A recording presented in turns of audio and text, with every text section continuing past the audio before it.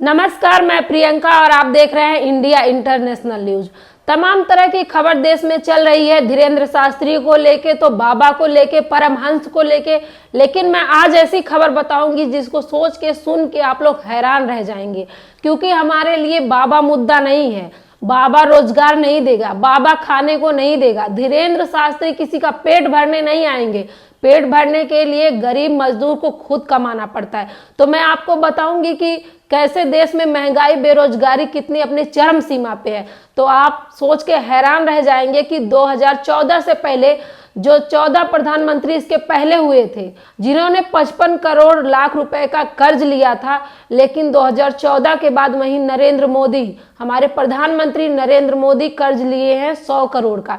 तो सोचिए कितना फर्क है पहले की सरकार में और अब की सरकार में। जो कहते हैं कि हमने तो राम राज्य ला दिया, हमने तो इतना अच्छा बना दिया है, भारत को सशक्त बना दिया है। लेकिन कैसे सशक्त बनेगा भारत जब इतने कर्जे लिए जाएंगे? नरेंद्र मोदी ने इतना कर्ज ले लिया है कि जितना पिछले 14 प्रधानमंत्री नहीं लिए थे। तो वो कर्ज किसके भरोसे लिया गया है? वो किसके बलबूते पे लिया गया कर्ज? आप सोच रहे हैं?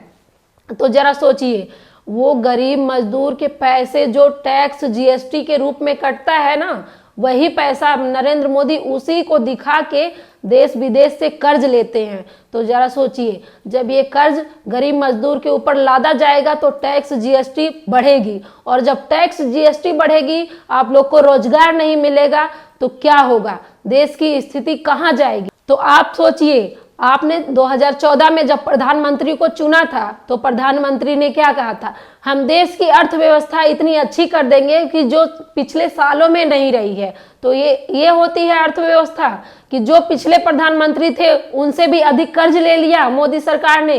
तो सोचिए, और चुनाव में तरह तरह के वादे किए गए थे कि हम रोजगार दे देंगे, हम भूखमरी, महंगाई, बेरोजगारी कम कर देंगे। लेकिन आज स्थिति क्या है? आप सोच के हैरान रह जाएंगे कि आज की स्थिति क्या है। वहीं लगातार विपक्ष हमलावर है और कांग्रेस की तरफ से ट्वीट आया है, मैं उसको पढ़ के सुनाऊंगी, जिसने बोलता है हिंदुस्तान ने ट्वीट किया है। 2014 में जब मोदी सत्ता में आए तब देश पर 55 लाख करोड़ का कर्ज था। आज 155 लाख करोड़ का कर्ज हो गया है। कैसे?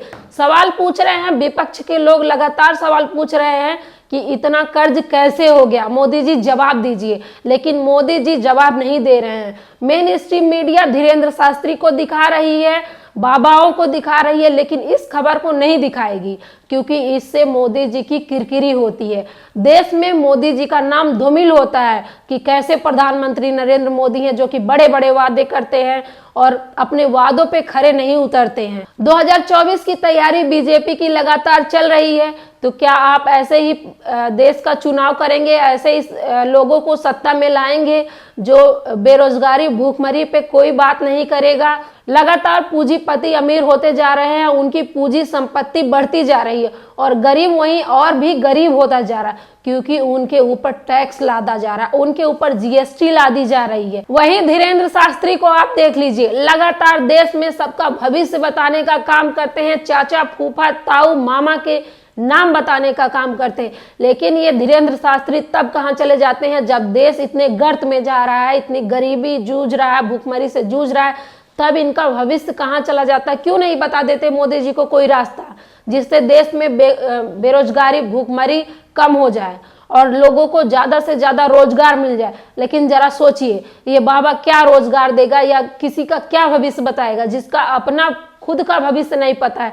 बाबा को मेन स्ट्रीम मीडिया तो दिखाएगी, लेकिन ये चीज नहीं दिखाएगी कि देश के ऊपर कितना कर्ज हो गया है, गरीब मजदूर कितना और भी झेल रहे हैं इस चीज को, गरीबी को। तो आपकी क्या राय है इस खबर को लेके? अपनी प्रतिक्रिया जरूर दीजिएगा। धन्यवाद।